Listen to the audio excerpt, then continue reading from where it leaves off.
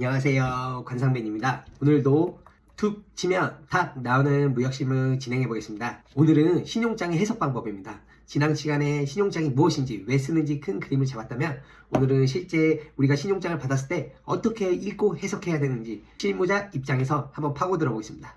신용장은 처음 딱 보면은 엄청 빼곡하고 이상한 문자 형태로 돼 있고 매우 복잡해요. 근데 딱 몇 가지 핵심 포인트만 보면 되거든요. 그래서 오늘은 그 핵심을 짚어드리겠습니다. 자, 신용장, Letter of Credit, 줄여서 LC라고 합니다. 신용장을 개설한 은행이 수출자에게 일정 조건을 충족하면 반드시 돈을 주겠다라고 약속하는 문서입니다. 핵심 원리는 뭐냐면요, 수출자 입장에서는 바이어를 믿기가 어려울 때가 있습니다. 처음 거래하는 바이어일 수도 있고 나라가 다르니 법적 보호도 불확실하죠. 그래서 바이어 대신 은행이 나서는 겁니다. 은행이 약속합니다. 우리가 정한 서류 주시면 돈 드릴게요. 이게 신용장의 핵심입니다. 당사자는 4명이에요. 개설은행인, 개설은행, 수익자, LC가 개설됐다고 통보해주는 통지은행이 있습니다. 기본 흐름은 매매계약하고 수입자가 개설은행에 LC 발행 의뢰를 하면 LC가 발행되고 개설은행은 통지은행한테 연락을 줍니다. 통지은행은 우리한테 통지를 해주고 신용장 전문을 줍니다. 그럼 우리는 신용장 확인하고 물건을 제조, 구매해서 선적하고 선적 후 우리는 관련 서류들을 준비해서 은행에 제출하면 은행이 검토 후에 대금을 주는 방식입니다. 이 흐름을 꼭 기억해 두세요.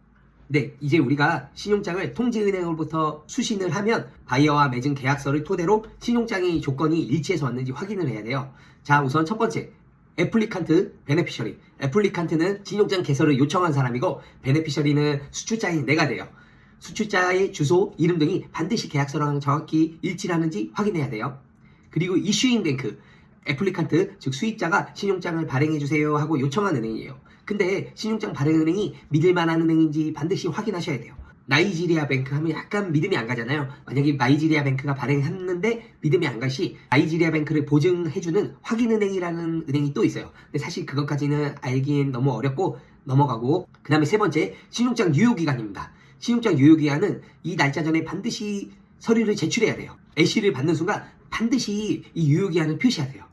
그 다음에 네 번째, 크레딧 넘버입니다. 즉 신용장 번호죠. 보통 통지은행이 통보해주기 때문에 가짜는 없을 확률이 높겠지만 그래도 가끔은 바이어가 신용장 개설됐다고 신용장 번호를 보내주기도 하거든요. 하지만 통지은행이 정식적으로 통지하기 전까지 잠시 보유해 두셔야 됩니다. 그리고 어음 종류, 신용장 종류는 사이트가 있고 유산스가 있습니다.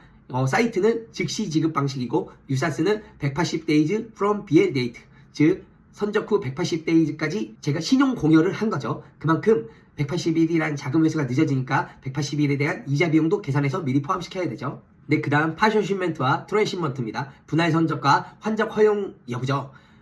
파쇼시멘트, 트랜시먼트가 얼로우드면 분할 선적이나 환적이 허용되는 겁니다. 하지만 not 얼로우드면 아니겠죠. 우리가 물품 특성상 분할 선적 할 수밖에 없는 경우가 있어요. 그럴 때 not allow라고 돼 있으면 어려우니까 만약에 not allow라고 돼 있다면 신용장 어멘드를 신청하셔야 되고요. 또 항로상 환적이 불가피한 경우인데 not 트랜시먼트라고 돼 있으면 반드시 신용장 어멘드를 요청해야겠죠. 일곱 번째, 선적 항과 도착 항입니다. 계약서에 인코텀지 조건에 명시된 항구와 일치해야 됩니다. 다른 항구에서 선적되면 하자 생깁니다. 그리고 SD입니다. 최종 선적일이에요. 실무에서 가장 중요한 날짜 중 하나죠. 이 날짜 전까지는 무조건 배가 실려야 돼요. 이 날짜가 지나서 실리게 되면 그것은 하자가 됩니다. 출자인 내가 대금을 제대로 수령을 못할 수도 있다는 거예요.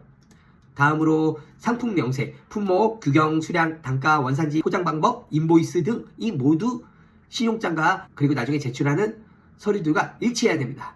커머디티 항목에 상품명을 인보이스에 그대로 옮겨 적으면 되겠죠. 10번째, 신용장 서류 제시기한입니다. 신용장에 서류 제시기간이 적혀있지 않으면 선적일로부터 21일 내에 제출해야 되는 게 원칙이에요. 하지만 신용장 서류기한이 선적 후에 11일에 제출해야 된다. 그러면 서류를 10일 이내에 제출해야 되죠. 그래서 이 서류 제시기한도 반드시 기억하고 계셔야 돼요. 그리고 우리가 신용장에 보면 대금을 받기 위해서 은행에 서류를 제출할 때 요구하는 서류가 있어요.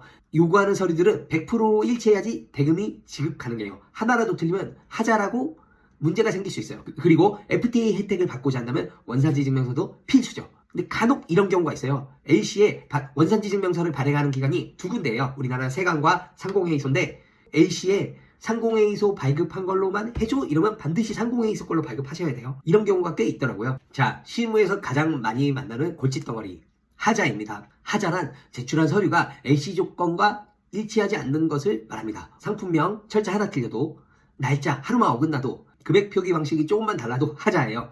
그래서 서류 작성할 때 정말 꼼꼼하게 작성해야 되고 신용장 받았을 때도 정말 꼼꼼하게 확인해야 돼요. 하자를 처리하는 방법은 크게 세 가지입니다. 1번이 베스트예요. 신용장을 받자마자 신용장이 잘못됐다는 걸 확인하면 신용장 어멘드먼트라고도 하고 조건 변경이라고도 해요. 조건 변경을 하는 겁니다. 두 번째, 수입자한테 연락해서 이 하자는 괜찮으니 은행에 지급하라고 좀 허용해줘 요청하는 겁니다. 수입자가 동의하면 괜찮죠. 세 번째, 하자 수수료를 내는 거예요. 하자가 많으면은 꽤 큰 금액이겠죠.